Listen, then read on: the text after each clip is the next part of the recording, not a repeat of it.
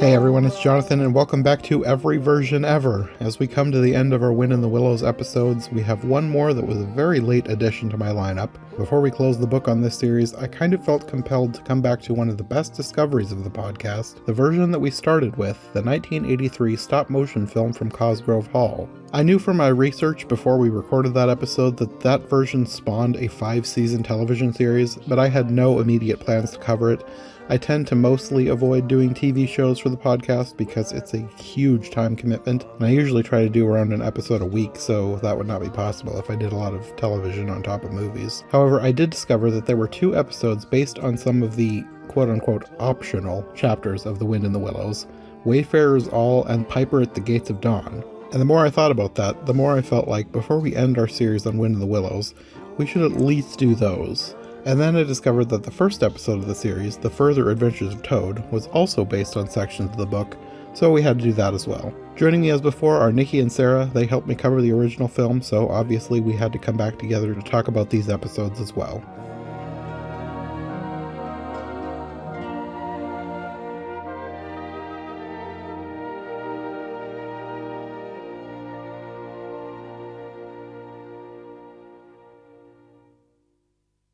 So part of the reason that I wanted to do this episode is because, I don't always get a ton of comments, but, with this one, I got comments right away, and people were talking about the show. Oh. So I think people want us to talk about the show more. But I was not really planning on talking about the show, at least right away, because there's a lot of episodes. But I saw that there were some episodes from the book, based on chapters that were cut from the movie. Not even made for the movie. They weren't put into the screenplay or anything. So I figured, well, if I'm going to talk about the show, I at least have to do those. And then I started looking at the Wikipedia page, and I saw the first episode was also based on the book, just not in the same way. It was based on partly when Toad escapes from jail, and partly a sentence or a paragraph at the end talking about Toad telling about his adventures, and then his friends make him pay back everybody he wronged on the way back from prison. So they expanded that because in the movie, and I went back and watched the movie and listened to our podcast again to see exactly what we had talked about. They don't even really address anything that happens after Toad jumps off the train. Because in the book, and we talked about this in the first podcast, there's a whole bunch of stuff that happens after he jumps off the train, but in the movie, he basically jumps off and he's right near Rat's house. So the first episode sort of goes back to that and inserts what happened after prison in that section. I was going to say he had some quite extreme adventures, I tell you. It was fairly accurate to the book. The way the whole thing of having a party in the book, they do have a party, but they insist on Toad reining himself in. Mm-hmm. And there are a lot more people, and they would have liked it if he hadn't reined himself in as much. So this one's a different take, but it's also really nice that they went back and told more of the story. I suppose that was probably that might have been their point, because how long was the movie? The movie was a good hour 20-ish. Let me check. It wasn't that long. Maybe for a broadcast. Oh, you're close. 1 hour and 18 minutes and 23 seconds. So, there you go. Close. It's longer than the one that I grew up with, which I was kind of surprised to find out was 1 hour and 11 minutes. Oh, wow. Nice. I would imagine too, and I don't remember how BBC or UK TV works, but I would imagine that they probably had to build in breaks and such, so they didn't want to make it larger than it needed to be, but maybe that's why they kind of did this episode to kind of cover all that stuff that they missed, but they wanted to talk about. Yeah, I don't know. With the first episode, it feels like stuff that could have gone in the movie, but maybe they cut it for time and decided to use it for the show instead. The 2 episodes we'll be talking about later felt like in the book, they're basically standalone chapters anyway. Mm-hmm. So it made sense to make them as standalone stories. But with this one, I kind of just wondered if maybe it was scenes that had been cut for time. It makes sense. A lot of the first part of the episode felt like a clip show, because it kind of was. Him talking about what happened when he stole the car, and then the courtroom scene, and then going to jail. But it was really short, and he was kind of recontextualizing it to make himself seem better. Yeah. Like pretending that his escape was all his idea when it was actually the jailer's daughter who came up with the entire scheme. And it was done in quite a clever way, kind of having him sound more boastful and, making his part more epic than what it was, too. Yeah, it was very Toad. But yeah, you have the replaying of those scenes, and then we got into the barge woman, and that was where I first started wondering, like, was this from the movie? But no, it was not. They did not have the barge woman in the movie, and I'm glad they went back and did the barge woman scene, because that's kind of become one of my favorite scenes. I always like seeing how they do the barge woman. That is cute. In this one, I think in the book, maybe she did reference her husband going off to hunt a rabbit, so the fact that they included that. But they were actually moving, as far as I know, in the book, rather than her going off to take a rest or whatever. Yeah, that part didn't seem book accurate, the fact that she went to take a nap, because as far as I know, the boat was moving the whole time. Yeah. It was moving in this one. It was just, kind of within inches of where it was moored. Yes. Or docked, yes. I'm still trying to figure out the horse. Like, obviously the horse doesn't ride with them on the boat. It pulls the boat. The horse pulls the boat. Got it. Okay. Got it. So basically, when he stole this horse, she's kind of just left stranded. It's like he stole her tires or something. Yeah, basically, kinda. Yeah. More than her tires, he stole he stole all her horsepower. So it really was a serious thing to do to somebody who's not, can't be a wealthy person. Doubt it's a wealthy person in any degree. Right. Yeah, he robbed the store. I liked his friend's shock and saying, "Toad, that's stealing." And he's trying to be like, "No, it was borrowing it. So you returned it?" Not exactly. And then they actually included the scene of him selling the horse, which I have only seen adapted once. There's only one other version I've seen so far with him selling the horse. Usually he either doesn't steal the horse, or you just don't really know what happened to the horse after that. The horse went off to have adventures with the traveler.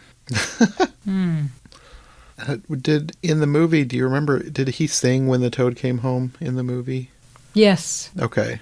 Because he sang it in this episode, and that's one of my favorite songs from the book that I always look forward to seeing how it gets adapted in each thing. In the book, he's supposed to just sing it to himself in his room. But in the movie, I think they were going to attack the weasels, and he was singing it in the tunnel the whole way. Okay. And then this time, in the company of his friends. Mm-hmm. Yeah, no, it's like in these adaptations, they don't want Toad to stop being obnoxious. I think they did a better job with it in this series of not making him be too over the top. Like, he's still reckless and silly, but he's not... You don't wish that he would just get squished. We've watched a different version called The Willows in Winter, which was a sequel to The Wind in the Willows. Oh, okay. Sarah wanted the Toad to die. Pretty much. She was driving me crazy.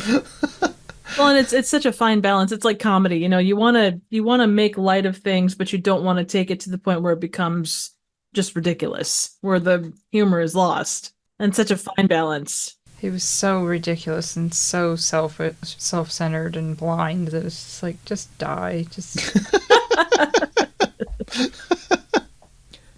Even though from the few episodes that I've seen of this series now, he is still semi-ridiculous. You can tell that the series tries to make him be better. Like, especially at the end, because at first I thought they were swinging around in the other direction, making him obnoxious and awful again. But then when he tells everyone to leave, when they actually do start leaving, he almost starts crying because he's so sorry for what he's done. And he promises to take their advice and pay everyone back. He just needed a moment to collect his sanity. Absolutely. I think, too, if you're talking about, if you go back and look at the the kind of TV pilot movies of the 60s and 70s. They do try to get you and, kind of hook you in. Everything is a little bit more over the top than what it would be in a normal setting. So, if you're settling in for this series, you need your characters to be at least a little bit likable. Mm-hmm. And so all those, not that you're tempering them in a bad way, but you're making them more human or animal or toadish or whatever. Yeah.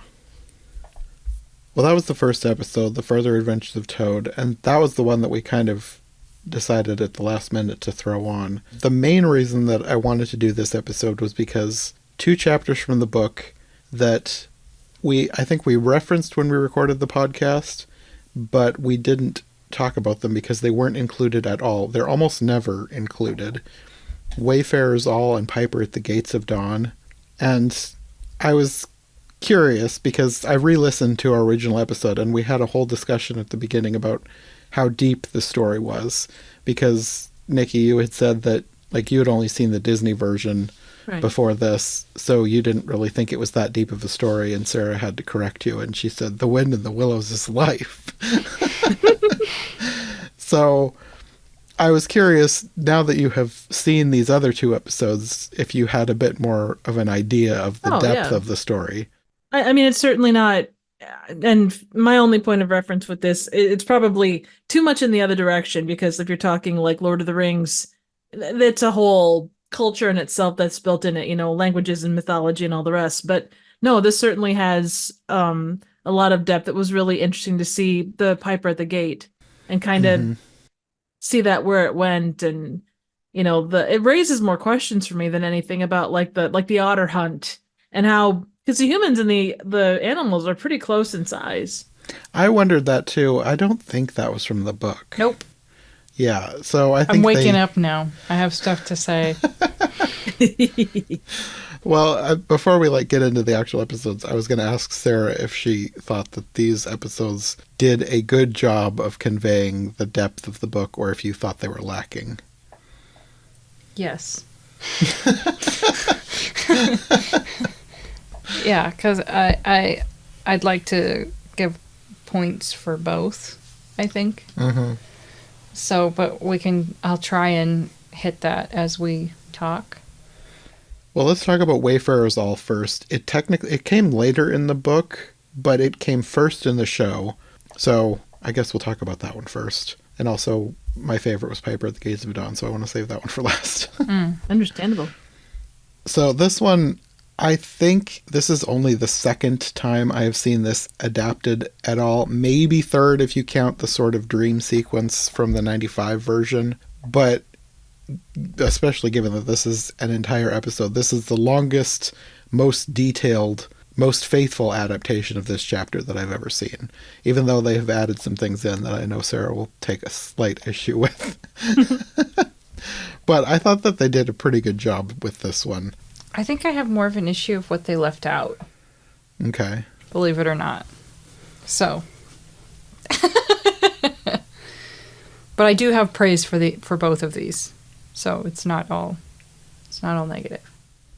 As a bit of a wandering soul myself, I could appreciate where Rat comes from. You love where you're at, and then someone shines a light on, there's all this other stuff, and the song was haunting, and it gave you quite an interesting perspective, and it's a side of Rat. He always seems so very grounded, and then here he's kind of taken by the moment, and I love that. Mm-hmm. Shall we begin at the beginning? That is a good place to start. And then go on till the end and then stop. Yes. So it kind of starts with the field mice, right? It starts with he's getting restless, and then he's talking. I'm not sure what animals they are. I thought one was a shrew. Well, it was supposed to be field mice in the book, and one of them is probably a shrew, and the other one, little field creatures, getting ready for the winter, and they're kind of apologetic or humble towards him. There was no humility. It was more like they had a firm paw with him. Still friendly and everything, but they had stuff to do. And so that was fairly accurate. I mean, I think right off the top I was hearing almost verbatim from the book, which is fantastic and very cute. One of the things you see him looking at the swallows up above. What they didn't include, and I think they included elements of the conversation, but he had a whole conversation with swallows that were perched rather than flying. Oh, that's right. I forgot about that. And it's one of my favorite parts of the book, talking about, how they loved both places, but they had this call to go south, and one of them had even tried to stay behind one time, and it just wasn't working, and so definitely recommend that part of the book. And then he's not trying to go on a picnic with Mole. He wanted to hang out with the field mice, and the swallows, he was more just trying to convince them, like, why do you have to leave? And then after that, he ran into the rat, and I don't know if they ever really went to his house. They chatted for a while, and then he went back and got food, and they had the picnic and everything. But that's not really important. They still captured the essence of it. The rat is different than the illustration in the book, but it doesn't really matter. He conveys this mysteriousness and everything. That I think they made him more serious in this than in the book, but they're trying to convey a point. It works. And honestly, while I have very little criticism for The Wind in the Willows, he likes to get wordy and poetic. So this section where the rat is telling you all about his life, it takes a while.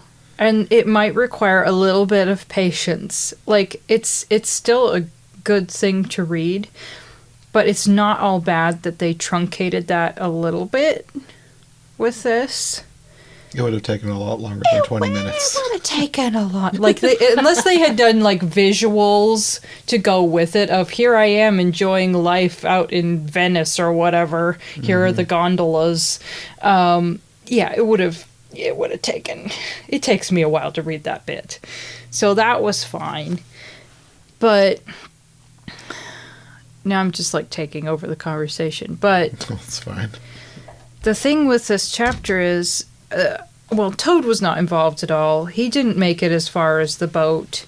The rat never looked back and saw him coming. He did talk about how he acted like he would look back and see him coming.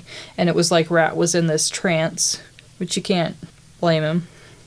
But it was okay the way they handled that of him going after him. But probably my biggest beef with this episode is they don't capture... They just make it look unfair. Like, they totally spoiled his time out. Like, he was gonna go have great adventures, and then it's like, oh, but it's nice here. You have written poetry. You could write poetry about fall. It's hard. They just didn't capture this really cozy part of the book where Mole just subtly starts talking about all of the wonderful things about living there and the joys of winter. And he mentions the poetry, and Rat's not interested, but he just subtly leaves stuff next to him, and later on comes back and finds him busily writing poetry. And that's like it's not the next day, it's the same, it's like that night where he's learned to, he's enjoying living there again instead of running off. But there's something so cozy about that part, and they didn't. Yeah, they basically were spoil sports and kept him home, and they didn't even...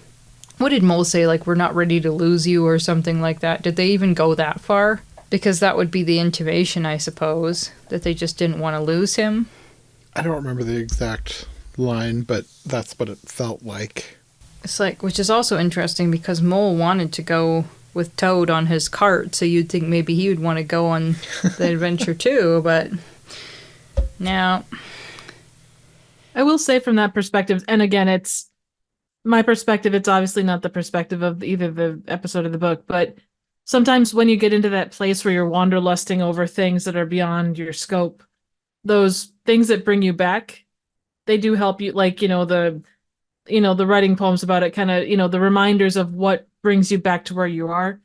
Kind of help of what's there, and the grass isn't greener on the other side kind of a deal. Like there's this world out there, but there's also like taking the time and going when the time is right.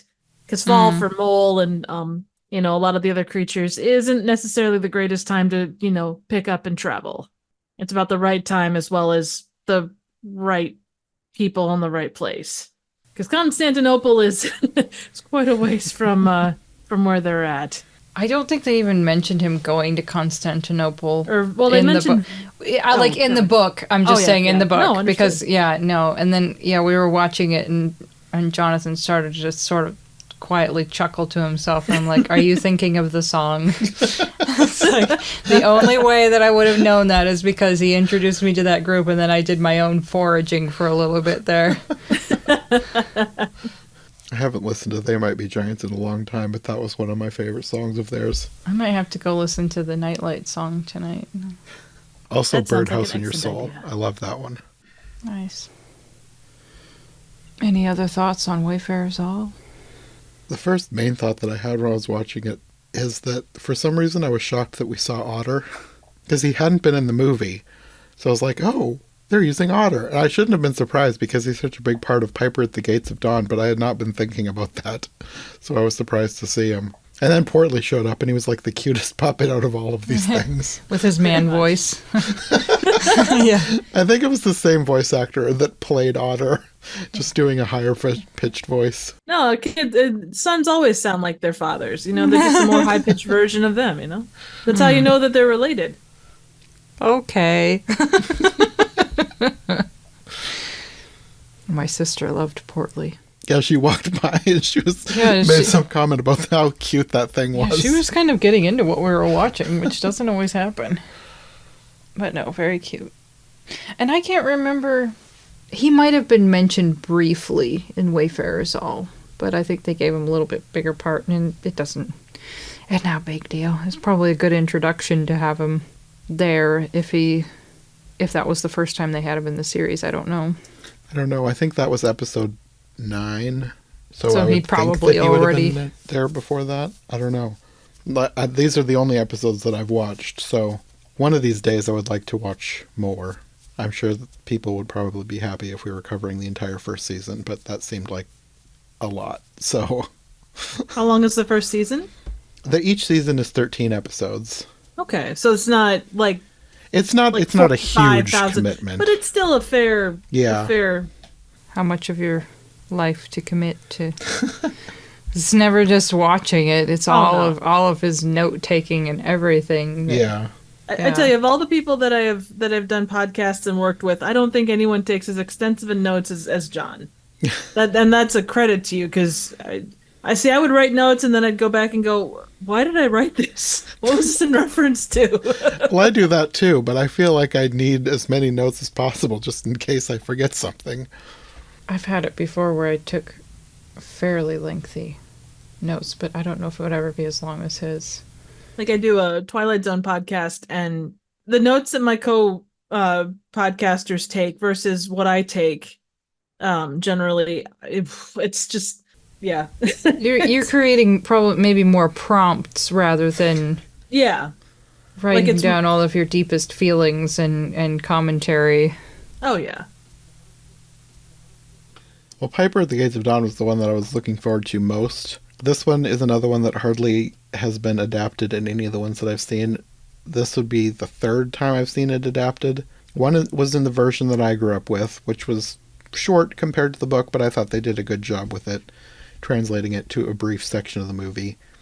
And the other one was in the Rankin Bass version, which is a 2D animated version. If you haven't seen it, it's when I heard Rankin Bass did a version, I thought it was going to be stop motion. It was not. But that one was strange because that one is another version that had no otter. So because they wanted to do this section of the book, they decided to give Badger a nephew. It just felt off. It was strange. It was fine, but it was not my favorite. This one, I feel like so far has captured the depth of this chapter the best, like making it feel like mysterious ethereal, spiritual. Just everything about that chapter of the book seemed to translate really well here. I'm sure it was not perfect, but I thought it was like strangely beautiful and haunting. I have a double for and against at the beginning of this because there was never any group search party. Toad was not involved, but as compared to the other Wind in the Willows, where he was just kind of in his own all about me, in this one they painted him in a better light of being helpful. Even though he still wanted to do it his way, he was more helpful.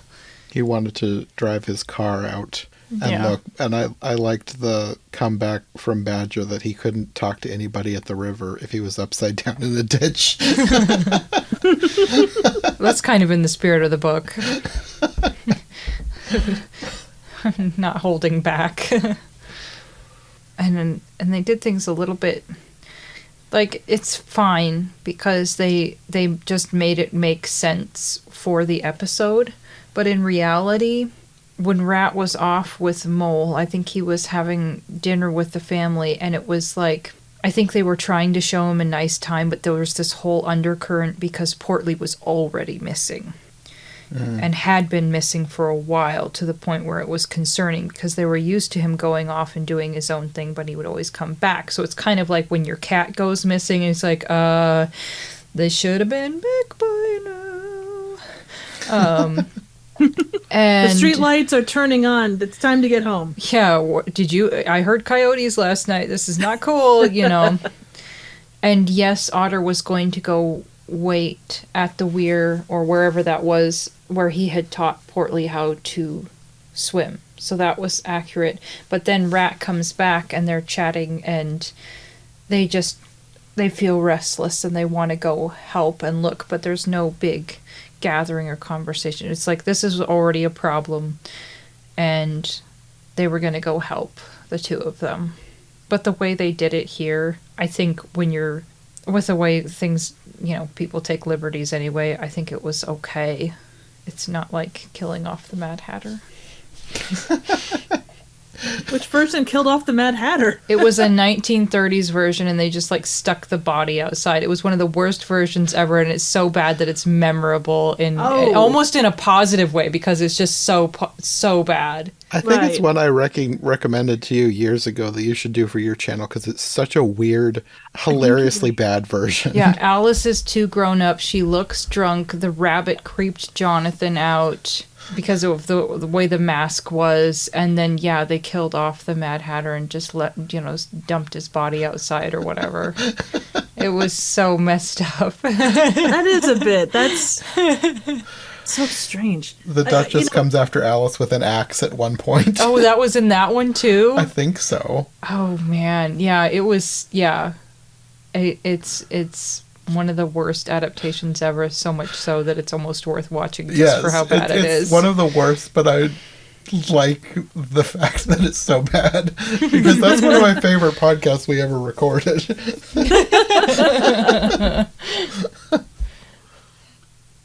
So people go off in different directions to look, but like the book, Rat and Mole stay together and are in a boat. I also thought it was interesting that the weasels decided to help, which I don't think that was in the book. I don't remember the weasels in that chapter. No. Badger, the weasels, they were not involved. But the way they did it was really nice. Like a little human-type interaction of redemption and... Talking about he had his own kid and he would feel bad if he lost his kid, so he wanted to help. Something like that. I think Portly had played with him. Oh, that's right. Yeah. Their kids had played together. The little weasel, and had not differentiated between class or social status or anything. Mm-hmm. Yeah, kind of a Pollyanna moment. Yeah, and there was something about he owed Badger a favor for something. Probably for when they took over Toad Hall and got into big trouble. That would be very true. So that was sweet. I'm not like rabidly against any deviation from the book as long as it's nice. I think my favorite deviation was just Toad wanting to take his car and Badger telling him he was going to end up in a ditch, and Toad just so indignant that he would assume that he would end up in a ditch. It's within the spirit of the characters. Yes. They did a pretty good job. with this bit. Mm-hmm. There was, it elaborates even more in the book, and there's no statue of the fawn. But they managed, with all of this cuteness, to still make the fawn serious and to convey some of Portly's emotion. Portly was pretty upset to be separated from him.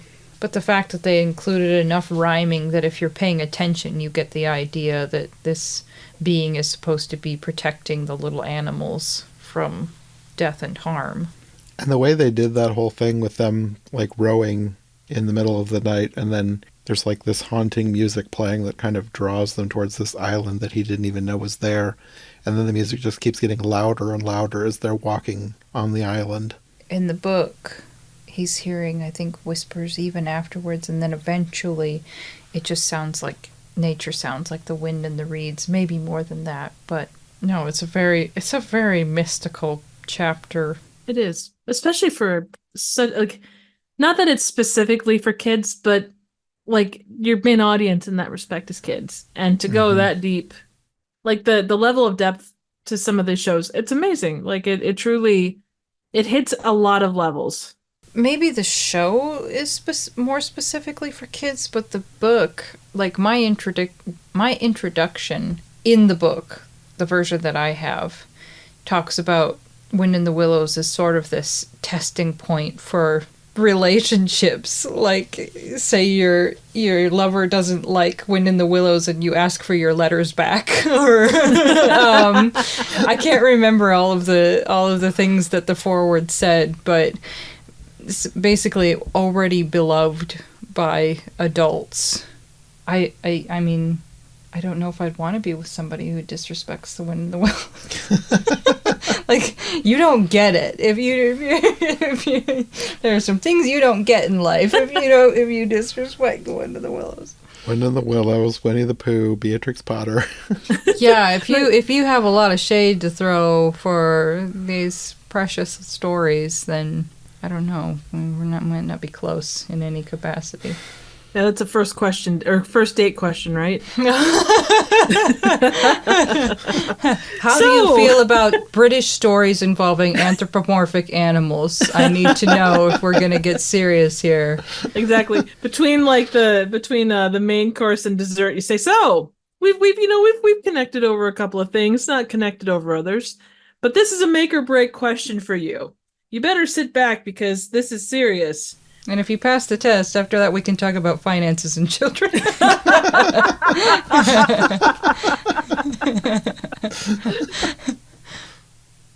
Where were we? They were basically, we basically kind of no, we didn't finish it off because yes, they do find Portly on the island.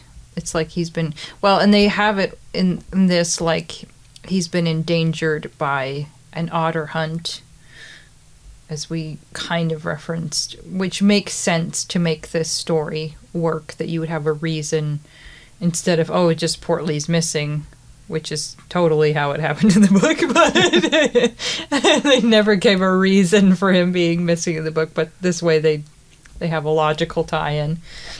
I mean, a little kid going missing doesn't seem like something that needs to have a reason, because little kids kind of just... Especially if it's a little animal. Yeah. They can wander off. In his cute little outfit. Was that a little sailor suit? Little sailor getup? Yeah, I think so. Very cute. And like I say, he's a little bit emotional, a little bit distressed when they find him. I think he was more distressed in the book. But yeah, happy ending all the way around. Go and have him be reunited with his daddy. Was there a line in the book, because the narrator says something about they were given the gift of forgetfulness or something like that? Yeah, I think it may talk about that, so that, because it creates this joyful longing, and I think it does. And I think that could happen to us too as human beings if we, have had a divine encounter or something. Maybe I thought before, like, if you were to go to heaven and you had to come back, how much longing that might create in your heart. And like, I think that we're put in the world to either learn whatever we need to learn or fulfill whatever mission we need to fulfill. And if all we know is paradise, then we might just... This is not what they're talking about here, but if all that we knew was paradise, how much longing we might have for it. And I don't know whether that would be... keep us off track. I don't know. I could keep going, but that's really not what we're talking about. I mean, there is some truth to that, though. I mean, like, even if you look at, like, Lord of the Rings, the song that kind of sticks with them after they go back to the Shire, you know, the way that they were changed, you know, was in large part by the elves. And that was the songs of the elves were a great part of that. Now you're making me think of limbus bread and, like, flaky pastry or something. And I don't know, maybe I need a snack. It's just... Possibly. Never thought of limbus bread as flaky pastry. It's not. It's baklava. It's elven baklava without all the refined sugar. Just change it out for honey. It'll be fine. Oh, yum. Oh, man. Well, here's a question for you. So, obviously, I disagree 100%. Okay, go with all of these episodes, you kind of get the narrator at the open and the close. And I was struck by, and I know it's wordy, but it's such beautifully written prose on the overall story itself. Was that something that was in the book, or was that something that they just probably added to kind of explain the ins and outs? I'd almost need to hear an example, but like one of them was for the Christmas one, they talked about the houses lighting up with scarlet and sapphire fires because of the way that the logs were burning. That, not in the book, but totally in the spirit of the book. Okay, let me give you an example. Okay, so they have the whole debacle with Mole ending up at Badger's house, and he's scared by the weasels and everything. The next day, Otter shows up looking for, I think, Rat and Mole. And he gives this whole monologue about what the forest was like with the snow and maybe the patterns in the snow and like this ragged line of geese flying overhead and maybe the colors of the sky or the branches or whatever. And it's this whole rambly bit that you would not have in a normal conversation unless your friend is bloody poetic and just doing their own thing. Yeah, so, and then in the Dulce Domum chapter, where they're passing through this village, there is this whole explanation about how you can see this bird in its cage and just how charming this and peaceful this was. You could see all those little feathers outlined through the shade, and you know, it was maybe yawned and tucked its head back. Like, he liked giving these he was somebody who's obviously very observant of life and nature and not afraid to give lengthy kind of poetic explanations. So, like I say, not in the book, but in the spirit of the book. Anyway. Nice. No, 100%. I appreciate that. Because, and I apologize. I'm going to tangent real quick one more time. Rod Serling, the guy that did the Twilight Zone, so he always would open and close most every episode. And he had that same ability with words, like the way he would describe things. You know, some people use a thesaurus and it's just like, okay, clearly you couldn't find the word you wanted, so you just pulled out a thesaurus. He pulls out a thesaurus and it's just like magic. Nice. The way the man was with words was just phenomenal. Oh, there's this little bit in the book talking about how he could have just said Mole was more of a country person than a town person, but he gives this whole lovely explanation of how he's, I don't know, he must keep to the quieter paths, the hedgerow and the whatever. And it was just, I think I may have even gotten just a tiny chill just even attempting to explain it. It was just so good. It's really cool. It's got a distinctly British air to it. Yeah, maybe it's the genetics coming through. I don't know, because the poetry, it's just so, it's so cozy. Dang it. Yeah. Wind in the Willows is life. Well, I think that is all we have to say on these 3 episodes. We will probably be back to talk about more. I know we're going to be talking about more later this year. We're going to be doing a couple Christmas episodes, but it would be fun to talk about more of the series beyond that. One of these days, someday in the future, if I come back to Wind in the Willows, maybe we can do like the first season. But until at least Christmas, do you guys want to let people know where they can find you if they would like more from you? Nikki? You can find me on YouTube at Trivial Theater. I do a wide array of random, obscure, and straight up bad movies. So stop by and say hi. And Sarah? I am Turnip Wilson on Society 6, Redbubble, Turnip Wilson Creates on Etsy, and I do watercolor art that is whimsical and or realistic. It's quite lovely. Oh, you looked at it? Mm-hmm. Well, I've seen some of you. your stuff, so absolutely. Okay, well, until next time. Bye.